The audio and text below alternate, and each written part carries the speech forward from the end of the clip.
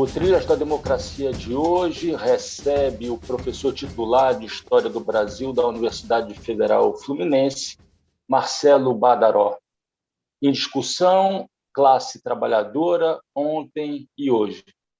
Marcelo, seja muito bem-vindo ao Trilhas da Democracia. É um prazer recebê-lo nessa arena de discussões sobre democracia e direitos humanos nesses tempos tão difíceis que a gente atravessa atualmente. Eu que agradeço o convite para estar aqui com você hoje, Marco, conversando contigo e com todo mundo que estiver assistindo o programa pelos vários meios por onde ele circula. Marcelo, em 2019, você lançou pela editora Boitempo o livro A Classe Trabalhadora, de Marx ao Nosso Tempo. E a tese que você defende, logo no início do livro, é de que a classe trabalhadora continua tendo validade analítica, continua sendo uma categoria analítica para se entender as contradições da sociedade capitalista, e mais do que isso, né, continua tendo uma validade política à medida que ela é um sujeito social, um sujeito histórico fundamental para a superação da sociedade de classes. Mas, ao mesmo tempo, como a própria capa do livro demonstra, né, a opção não foi, na capa do livro, por mostrar um operário de macacão azul, mas sim uma mulher negra, fazendo um trabalho doméstico. A pergunta que eu te faço é: como é possível hoje, do ponto de vista marxista, relacionar essa reflexão sobre a classe, né, a validade tanto analítica como política da classe trabalhadora, com os conceitos de raça e gênero, do ponto de vista analítico, mas também do ponto de vista da organização, né? Então, a pergunta se divide em dois eixos, um analítico e o outro organizacional político. A pergunta abre múltiplas possibilidades de resposta, né? Eu vou começar pela capa, ela foi escolhida, não é aleatória, né? É uma imagem de um artista estadunidense chamado Charles Alston, né, de 1970, e é justamente isso, o título, inclusive, é esse, Mulher Lavando Roupas, né? E é uma mulher negra, é isso que está retratado ali. O livro parte da categoria de análise classe trabalhadora na obra do Marx. Marx e Engels, né? A gente enfatiza a produção do Marx porque ela é mais abrangente, obviamente, mas quando estamos falando do Marx, estamos falando de uma dupla que produziu sobre classe trabalhadora junto. Primeiro a escrever sobre classe trabalhadora foi o Engels, quando escreveu A Situação da Classe Trabalhadora na Inglaterra. E uma das premissas da minha análise é de que a categoria classe trabalhadora, tal como Marx a analisou, é mais ampla do que boa parte das leituras sobre o Marx enfatizaram.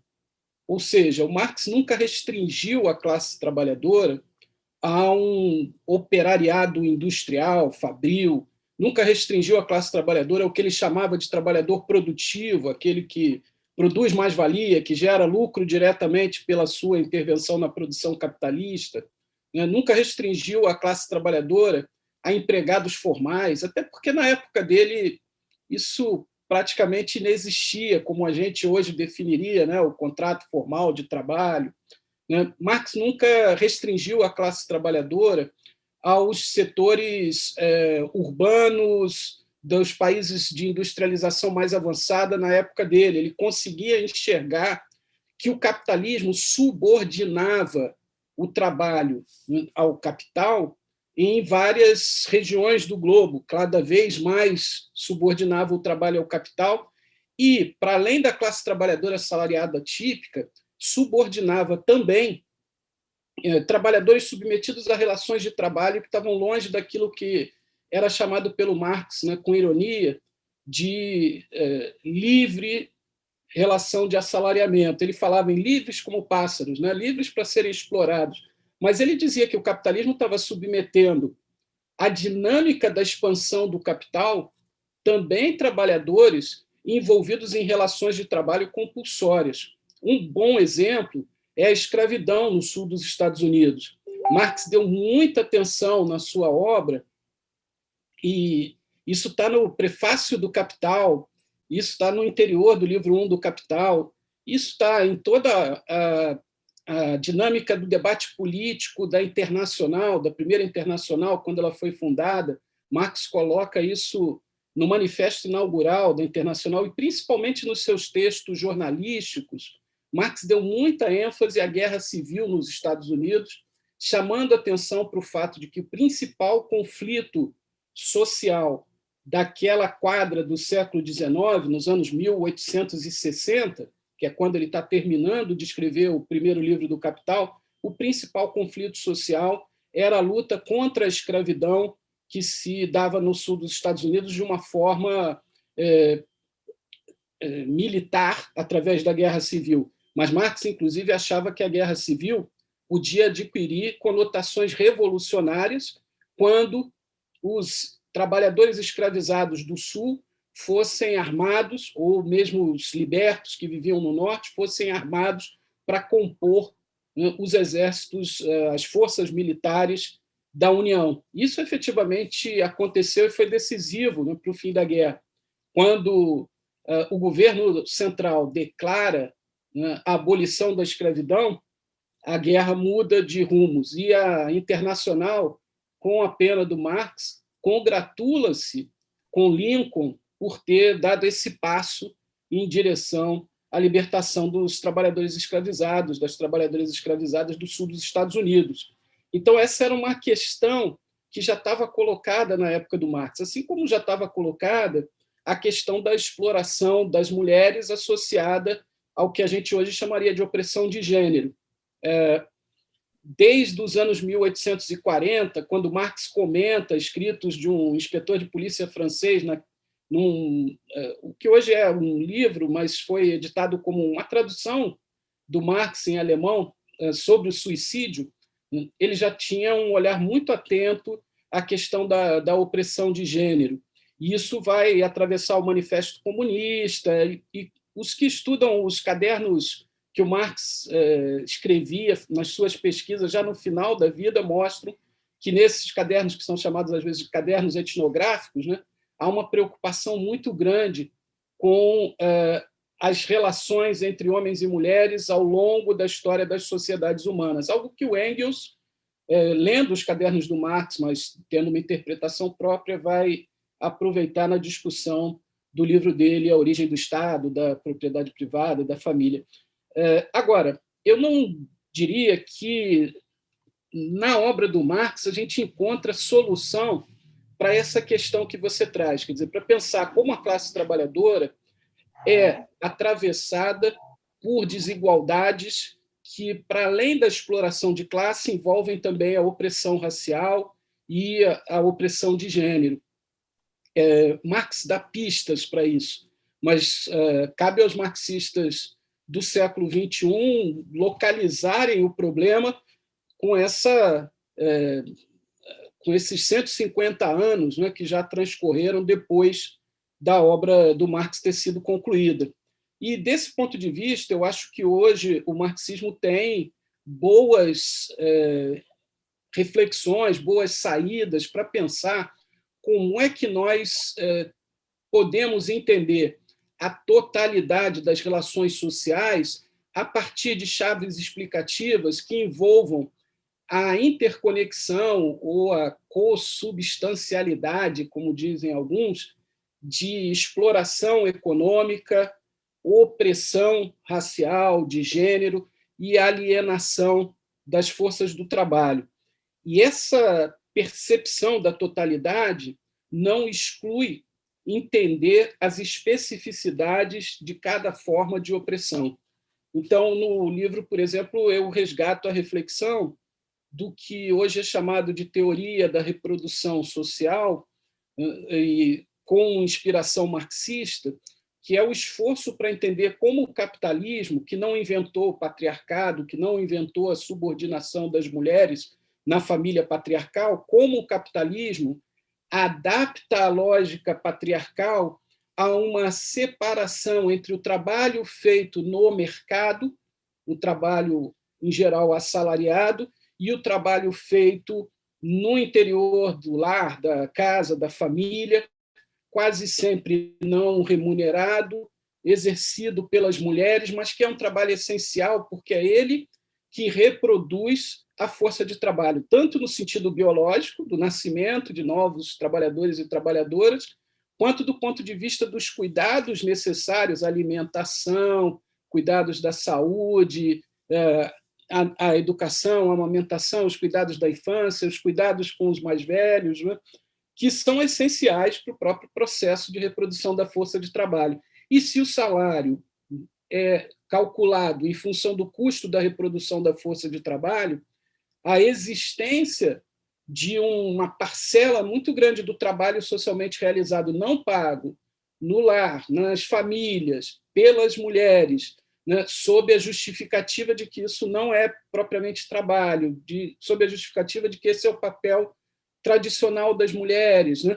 Isso é, do ponto de vista da economia capitalista, uma economia de escala absurda. Mas isso se reflete também no mercado, com os salários mais baixos das mulheres que estão no mercado de trabalho, com ocupações, né, que são associadas a determinados papéis de gênero, todas aquelas ocupações relacionadas ao cuidado, saúde, educação, mais associadas ao trabalho feminino, e o trabalho feminino sempre menos remunerado, com remunerações menores do que o trabalho masculino.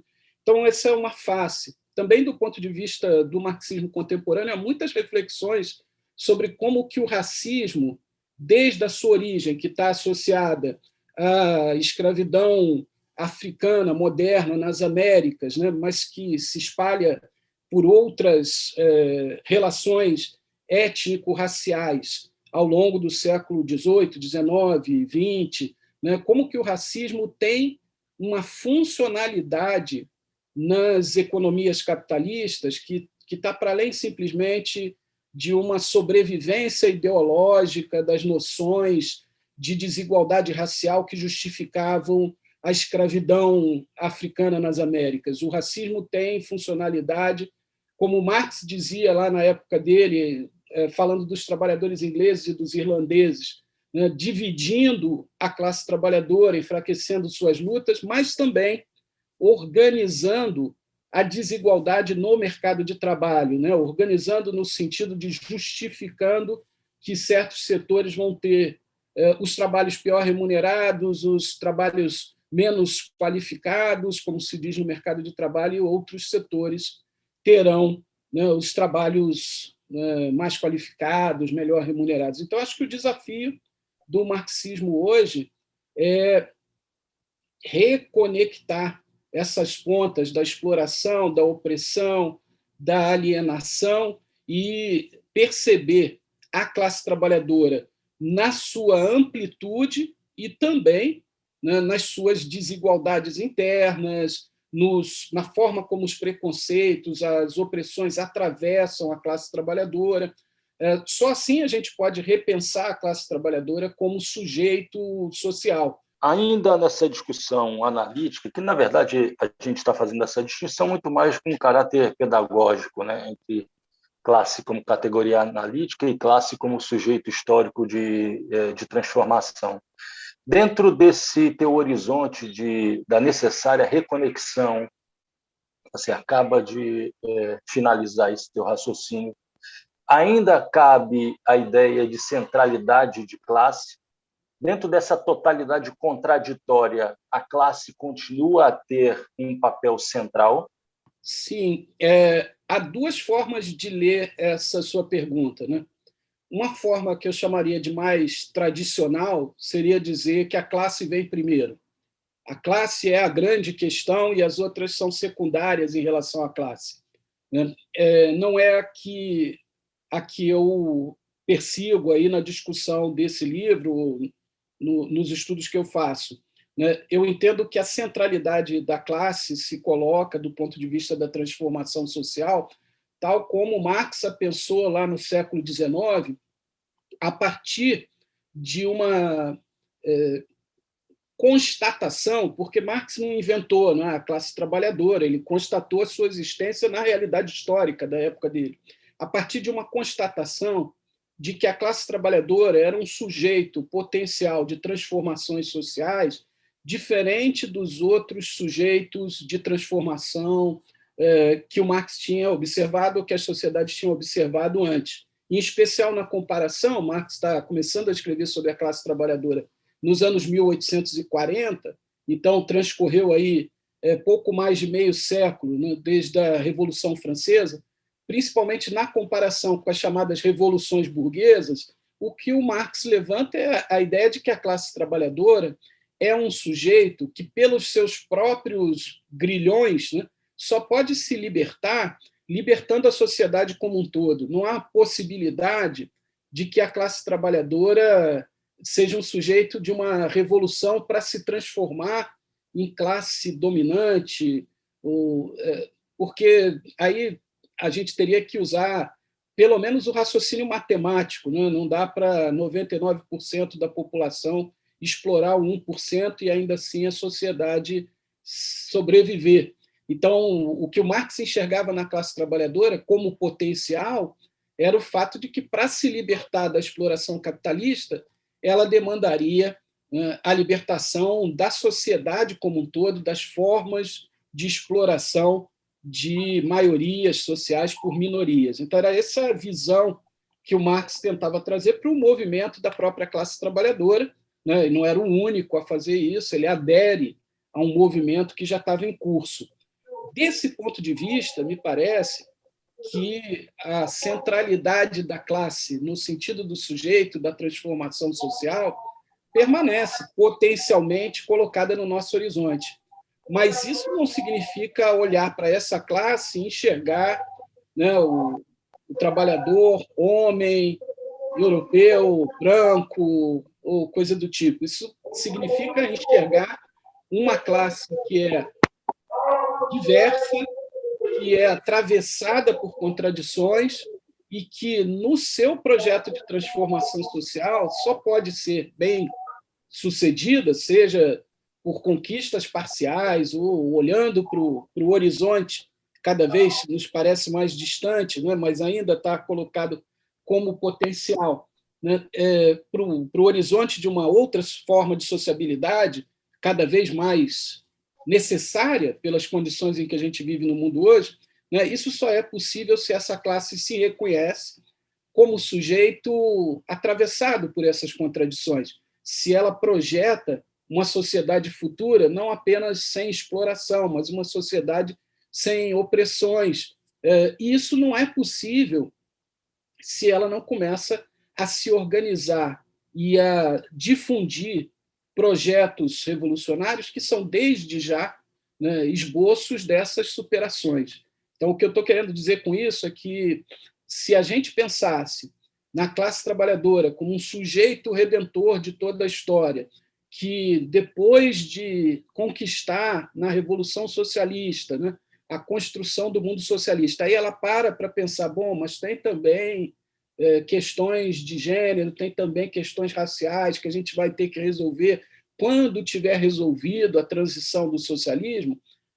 Esse tipo de projeto está fadado ao fracasso, né? E a gente já enxergou exemplos históricos dos limites desse tipo de visão. Portanto, eu continuo defendendo a ideia de que a centralidade do ponto de vista analítico e também do ponto de vista do projeto social na classe trabalhadora, mas desde que a gente reconheça que esse não é um sujeito homogêneo, que ele é atravessado por contradições e que ele precisa construir-se organizativamente e politicamente, tendo em vista essas contradições. Marcelo, você, na primeira parte do programa, tratou da classe trabalhadora do ponto de vista analítico, né, quanto categoria analítica. Hoje é dia 2 de maio, né, uma data significativa, ontem foi dia 1º de maio, e a pergunta que continua presente sempre é essa relativa à organização da classe trabalhadora.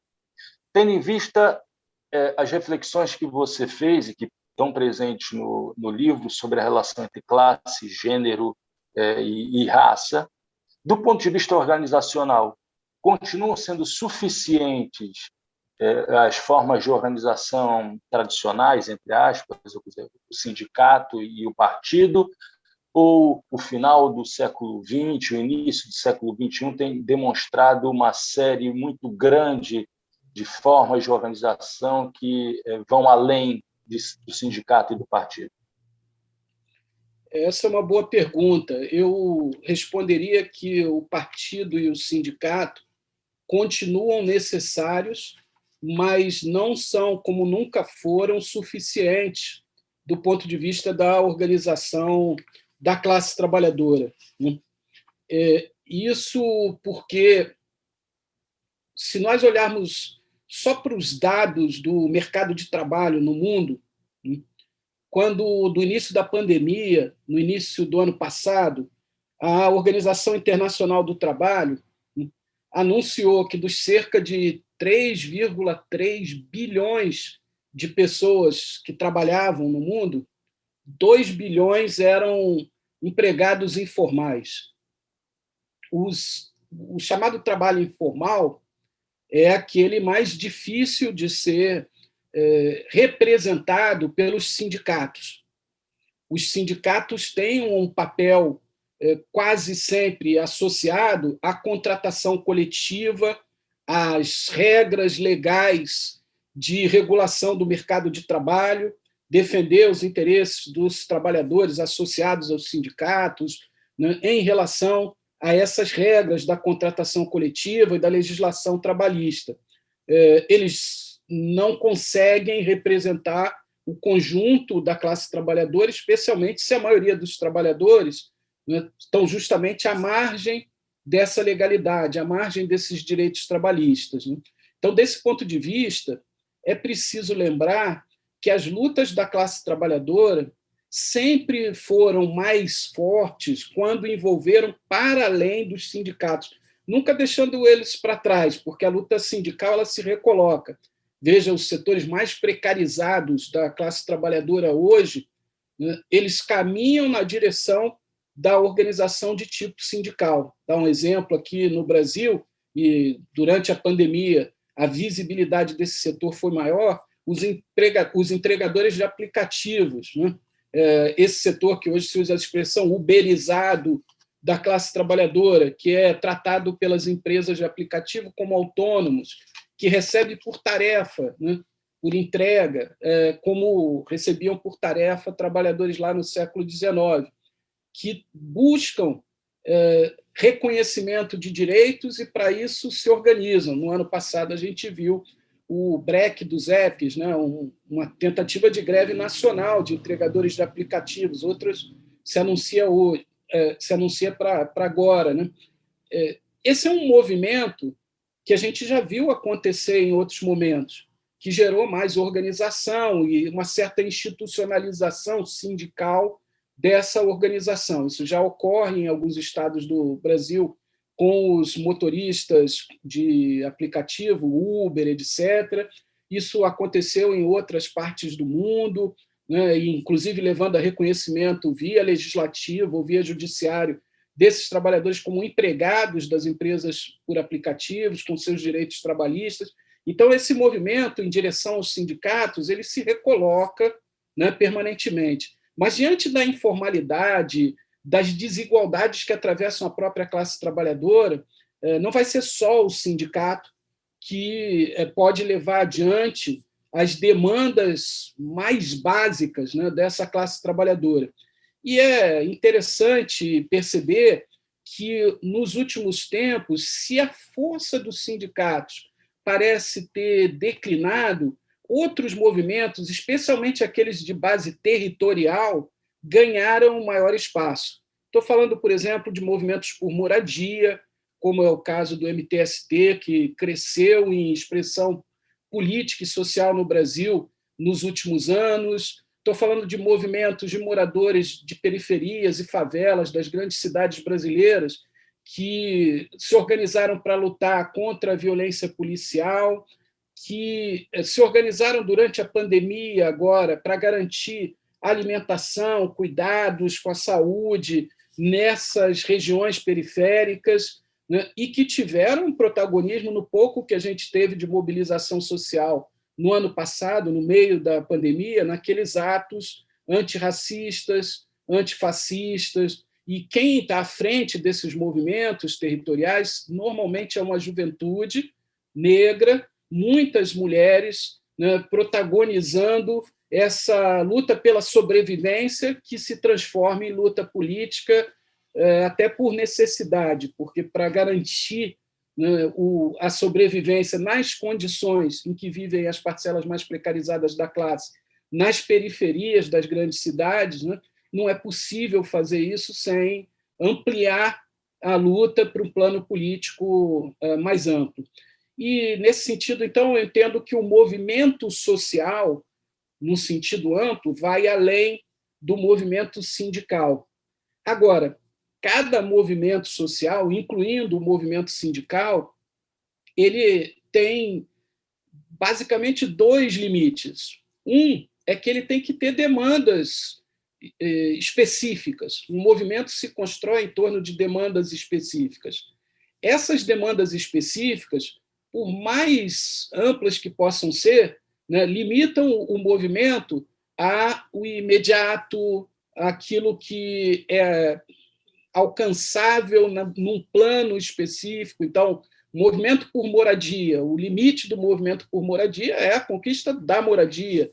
O movimento contra a violência policial no Brasil, no mundo, a gente está vendo as lutas nos Estados Unidos retomando agora uma escala muito grande, né? No limite, o que ele pretende conquistar é a abolição da forma polícia nos termos que ela existe hoje e tal.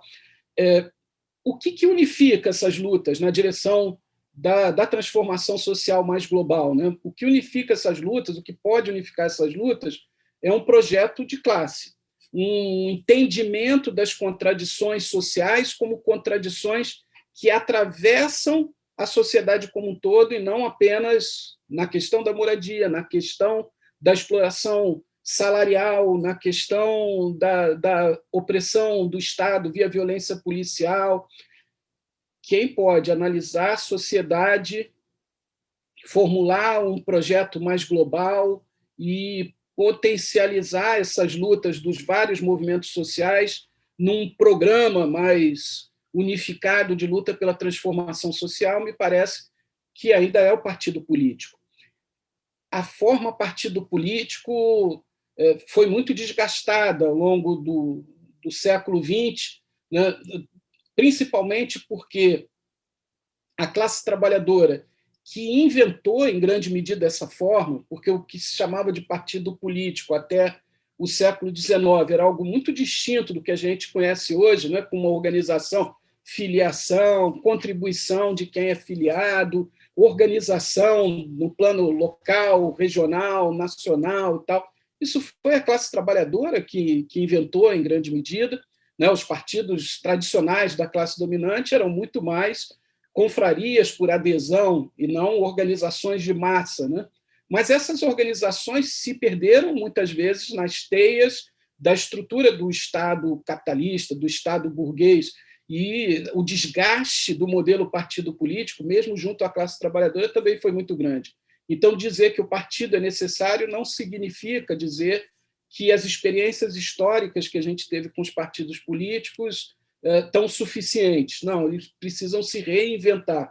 E eles precisam se reinventar justamente percebendo como a sua única saída é ter uma mirada, ter um olhar capaz de abarcar reivindicações de movimentos os mais variados, movimentos territoriais, movimentos contra o racismo, movimentos de mulheres, a força do feminismo nos últimos anos, né? O movimento sindical que se recoloca sempre. Então, eu acho que é esse o desafio que está colocado para os partidos políticos, né? Fugirem à prisão que o Estado, né? A institucionalidade de um Estado que foi desenhado não para a classe trabalhadora, mas para o exercício da dominação de classes, das classes dominantes, fugir das armadilhas que essa institucionalidade coloca e reinventar sempre o projeto de superação da ordem social. Acho que esse é um desafio que continua presente para os partidos, para os sindicatos e para o movimento como um todo, que vai muito além deles. Marcelo, uma última pergunta. A Classe Trabalhadora de Marx ao Nosso Tempo foi publicado em 2019, ou seja, num período pré-pandemia da Covid-19. Se ele fosse escrito hoje, ou melhor, se você pudesse acrescentar um pós-fácil a esse livro de 2019, nesses tempos de pandemia e de pandemônio também, quais seriam as linhas mestras? Eu penso, Marco, que eu destacaria pelo menos 3 elementos.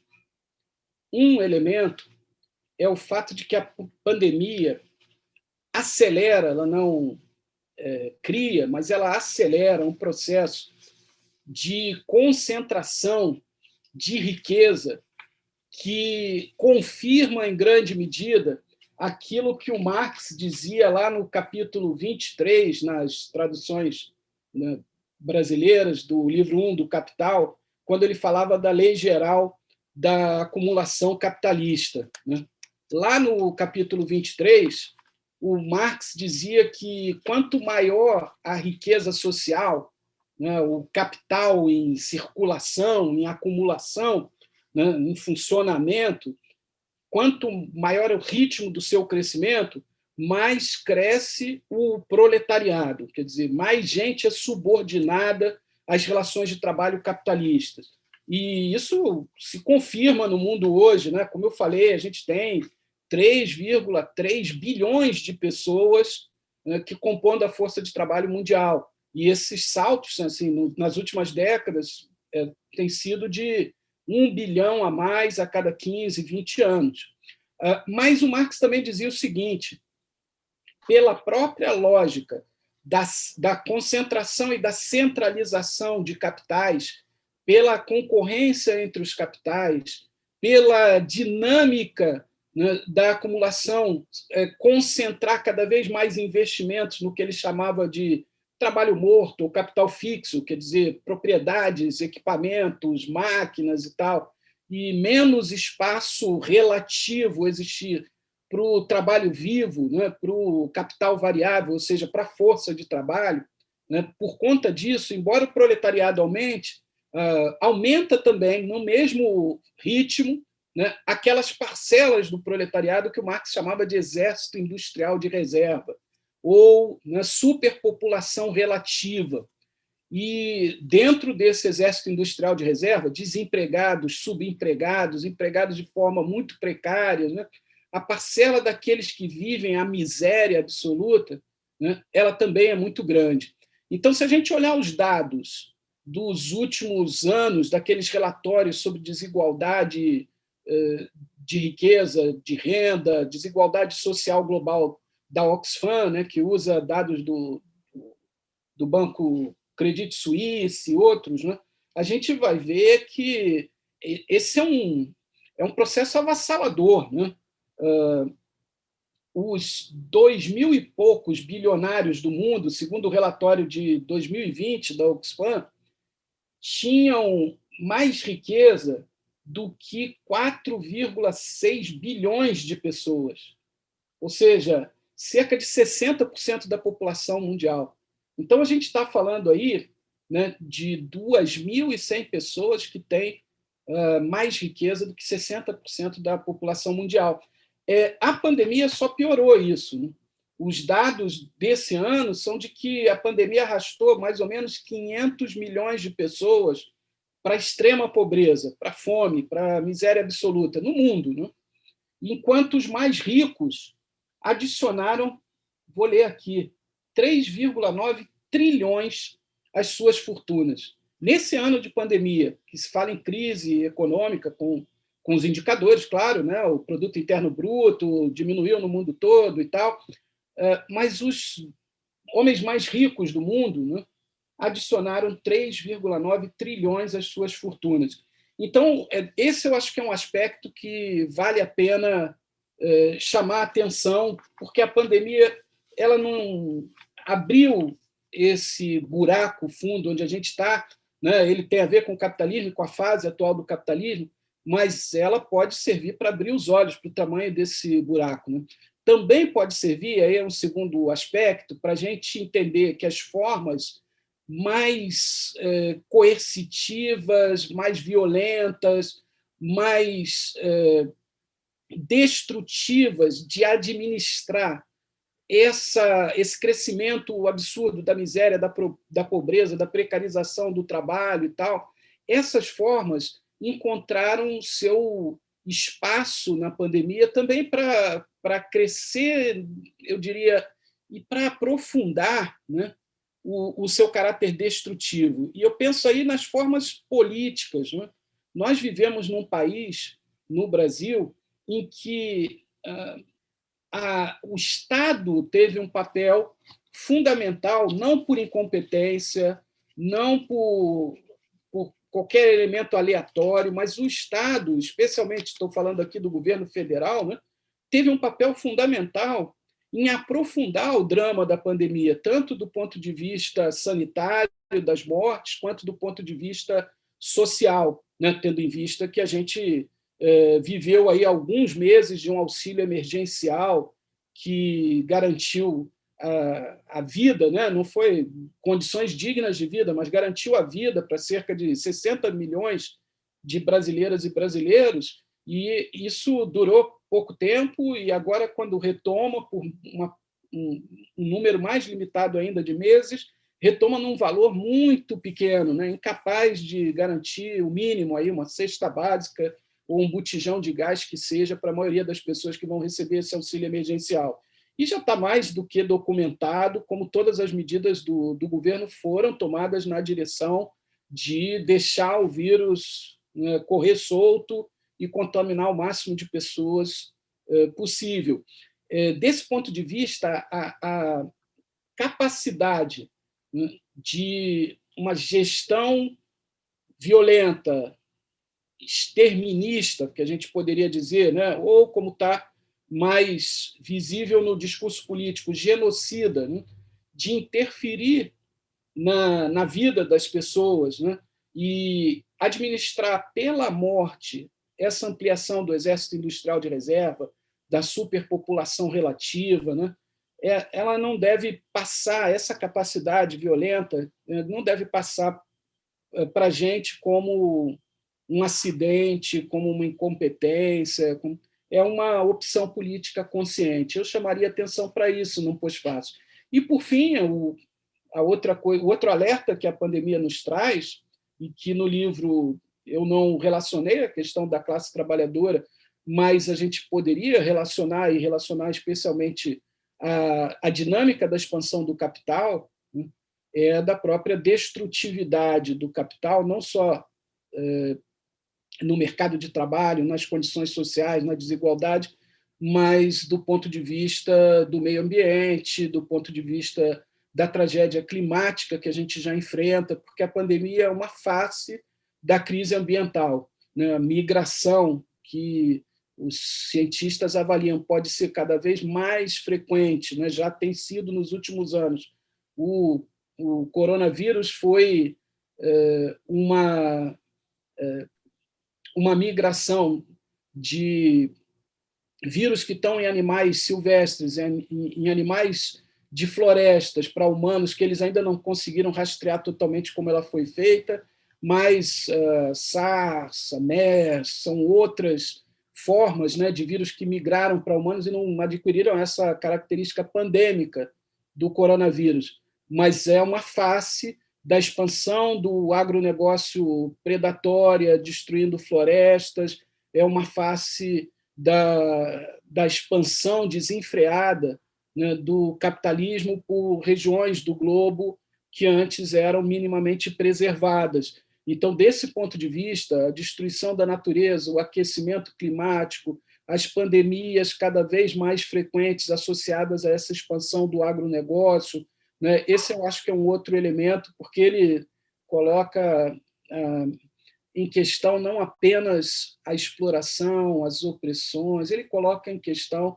a sobrevivência da humanidade tal como a gente conhece, né? E ele coloca talvez aquele alerta que o Marx e o Engels fazem no Manifesto Comunista de uma forma muito chocante para nós, né? Porque eles dizem que toda a história das sociedades até aqui tem sido a história da luta de classes, mas eles também dizem que essa história pode se resolver pela vitória de uma das classes nessa luta, né, pelo triunfo de uma das classes nessa luta, ou pela destruição das classes em luta. Mas a gente está falando de uma destruição num outro patamar, né? E eu acho que isso seria um terceiro elemento que eu agregaria a um pós-fácil, a discussão sobre a destruição do planeta, ou pelo menos da vida humana no planeta, como a gente a conhece, está colocada e a pandemia chama a atenção de forma chocante para isso. Acho que seriam esses três elementos que eu destacaria. Então, nós aguardamos ansiosos a publicação de uma nova edição do livro com esse pós-fácil. Vou incorporar a sua ideia aqui agora ao meu planejamento. Marcelo, muito obrigado por essa entrevista nesse dia 2 de maio, em que acabamos de recordar essa data tão importante para as lutas da classe trabalhadora no Brasil e em todo o mundo. E o Trilhas da Democracia volta na próxima semana, sempre debatendo a democracia e os direitos humanos. Até lá.